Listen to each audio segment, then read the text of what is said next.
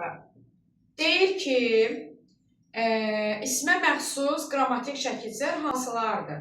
Hal, склонение, падежный, cəm, единственный, множественный. Lar-lər, mənsubiyyət, принадлежные, şəxs, личные. Bunlar ismə məxsus qrammatik şəkilçilərdir. Sual verirəm. Bir isimdə, yəni bir sözdə neçə hal şəkilçisi ola bilər? 1. Neçə mənsubiyyət şəkilçisi ola bilər? 1. İndi ikinci sualım. İsmə məxsus qrammatik şəkilçilər, ümumiyyətlə ismə məxsus şəkilçilər sözə hansı ardıcıllıqla qoşulur? С какой последовательностью они добавляются в существительное?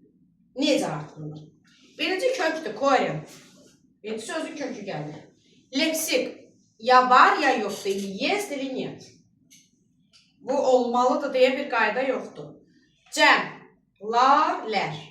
Sonra mənsubiyyət, принадлежные, sonra hal, падежные, sonra şəxs, личный. Bax, məsələn, bir dənə isim götürək. Tutaq ki, məktəb, üstünə leksik gəlirəm, məktəbli, lər, imiz, bu da mənsubiyyətdir, dəndir, məktəblilərimizdəndir. Gördünüz? Hərəsi birinə aid. Bu kökdür, bu leksik, cəm, mənsubiyyət, hal, şəxs. Bu oldu, bu ardıcıllıq. Aydın oldu.